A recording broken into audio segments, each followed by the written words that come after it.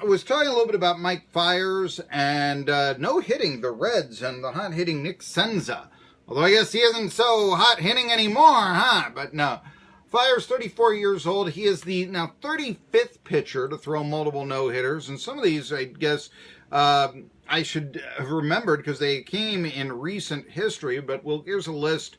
And I'll try to not be so, reading off 35 names here, but I think that's kind of interesting. Nolan Ryan, of course, the most famous. I spoke of it earlier. He actually did throw 2 in 1 year in 1973. He came very close to throwing 8 no-hitters. He had a number of one-hitters, and before Johan Santana, a few years ago, through the first Mets no-hitter, I want to say that was in this decade, but the Mets went about 50 years of their franchise history without having a pitcher throw a no-hitter, and Santana became the first one to do so, and many actually pointed that to be the demise of his career because he won 131 pitches, and the adage was he wasn't used to going that long. I still cannot believe a starting pitcher can't go 131 pitches, to tell you the truth. But arms they're not developing them that way anymore. I think it is difficult then to say, oh, yes, players are bigger and stronger today than they were in the past if the starting pitcher can't go 9.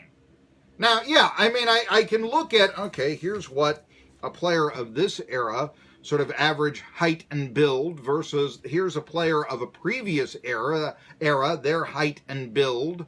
Again, it's just that I know baseball history, and I know some people say that I lose them here, but just let me give you this, because I do know the tallest man ever to play Major League Baseball is Randy Johnson, 6'10".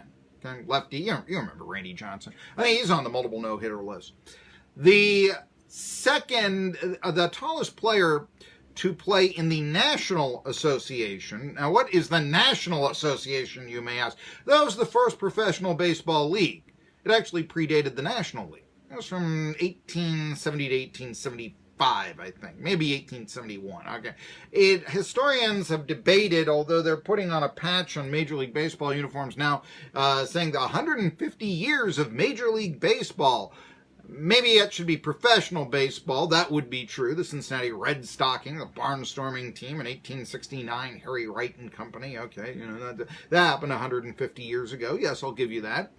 But the actual playing of a league, and then actually what is regarded as, they say, a level of the major leagues occurred in 1876 with the National League, and then before that you had the National Association. Okay, there's your fascinating baseball history lesson of the day. Tallest man on record ever to play in the National Association was 6'2". His name was Bob Armstrong. I actually once went through the baseball encyclopedia as a young boy looking up heights of National Association baseball players because I wanted to know how much bigger and stronger are today's players from those of years gone by? Well, but there's an idea here. Modern day player could stand as high as 6'10". Randy Johnson, who hasn't played in a while, but still, modern era. Way back when, introductory, and it sort of is a fascinating discussion of, just how human evolution, if you will. Tallest player back in the first professional baseball league in the 1870s was 6'2". So that sort of shows you a little bit about how players are bigger and stronger today than they were in years gone. Cannot for the life of me then understand why a pitcher can't go 9 in today's era if they're bigger and stronger. That wasn't a problem for Nolan Ryan. He threw 7 no-hitters. It wasn't a problem for Sandy Koufax, although some say that's why he retired at 30. He threw 4. Bobby Feller threw 3. Cy Young threw 3. Larry Corcoran threw 3. There's become a movement because of that to try to get him into the Hall of Fame by his distant relatives. However, Corcoran didn't pitch for 10 years in the big leagues. Anyway, Fiers joins a list of players like Jake Arrieta, who threw no-hitters in 15 and 16. Max Scherzer, who threw 2 in 2015. Tim Lincecum, I knew he threw 2.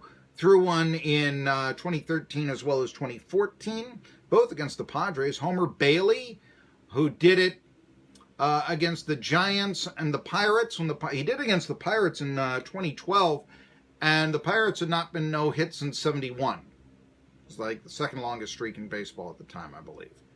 You had to go back to Bob Gibson doing it against. I said this, about no-hitters. It's one thing to do them against weak teams. It's another to do them you are going up against strong teams. So, when you're doing it against, as I say, well, let me just give you Roy Halladay. In the playoffs for the Phillies, the late Roy Halladay, excuse me. He also no-hit through a perfect game against the Marlins that same year. Justin Verlander has a couple of no-hitters, but not.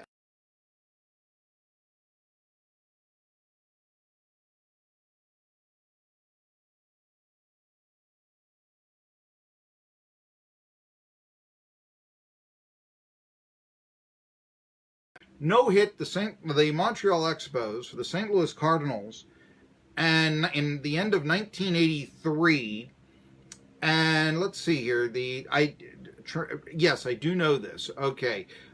Baseball season ended on September 30th in 1983. Did this on the last week of the year, September 26th.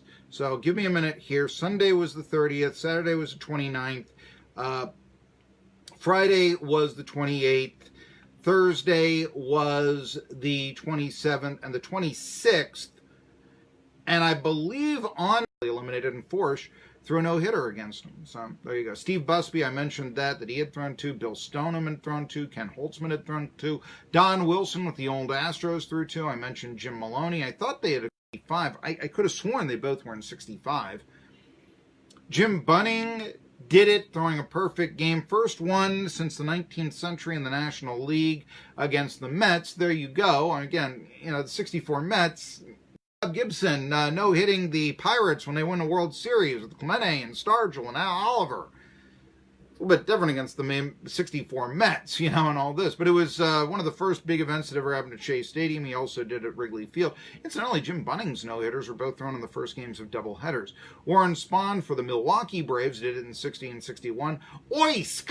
Carl Oyskin, he did it in 52 and 56. I told you about Virgil Fire Trucks doing it twice in 52 with a 5-19 record. He also threw a one-hitter that year. Allie Reynolds did it twice in 51, and he no-hit good teams for the Yankees then, because the top 3 teams in the American League, some say the only 3 are salt, were the Indians, the Red Sox, and the Yankees. Well, pitching for the Yankees, Allie Reynolds, he no-hit the Tribe in 51 on July.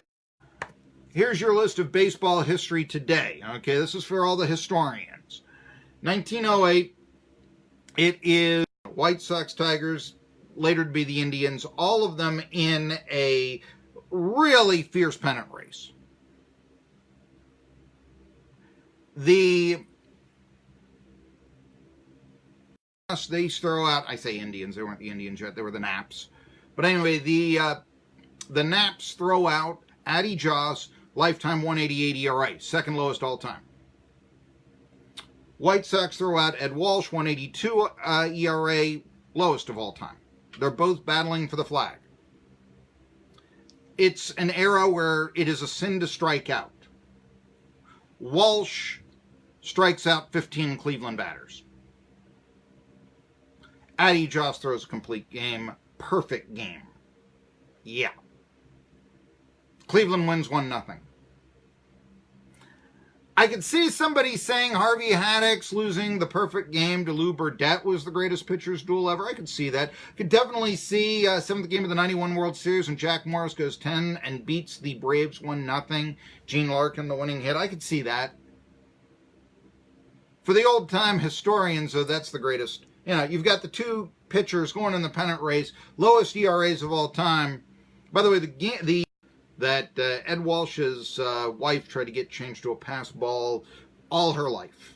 Tried to get baseball to change the score to a pass ball there. But anyway, Joss threw 2 no-hitters after that complete game. He also no-hit the White Sox to Frank Smith. You may not know him. He was part of the Hitless Wonders. He threw 2 no-hitters. I assume you know who Christy Mathewson is. He threw 2 no-hitters.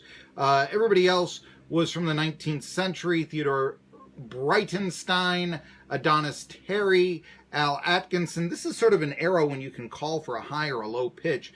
And Pud Galvin who I know because he was the Pirates' very first pitcher, or at least in their National League days. He won the first game the Pirates ever played. They were the Alleghenies back then, in 1887. He was a Hall of Famer.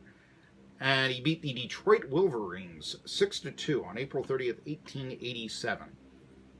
You see, I was also born on April 30th. So the Pirates were born on the same day. Well, they were National League. They were in the American Association. That's another thing for the old-time baseball historians know of the 19th century baseball and the American Association. Just that was, that was the rival league of the day. All right. So there you go. And with that. But anyway, we look at Mike Fiers, who throws the 2 no-hitters. And he joins exclusive company. Some Hall of Famers, some who are they? In the record book. That's what you strive for. I used to always look at the baseball encyclopedia. Boy, if I could ever play Major League Baseball, I'd be in this book and I'd be immortal. Those are the 35 pitchers that have done it. Not bad. Not bad. So, yes, first no-hitter of the season. Actually, also, I should get into where are the Tigers. They lost last night with Daniel Norris from Science Hill taking a loss. I'll get to that in the next hour. I also want to tell you, we've been talking a little bit about yesterday the Tennessee Volunteers' newest recruit, and his name is Olivier Robinson Kamhoa. Olivier Robinson Kamhoa. That's going to be fun to pronounce. Big O is what they call. Who is this guy? He comes from Finland by way of Maryland. So we'll be talking. But the hopes of the Vols to continue to excel in major college basketball to get that Final Four finish may actually ride on him because they're not deep in a post. Tri-City Sports Now. 20 WEMB Sports.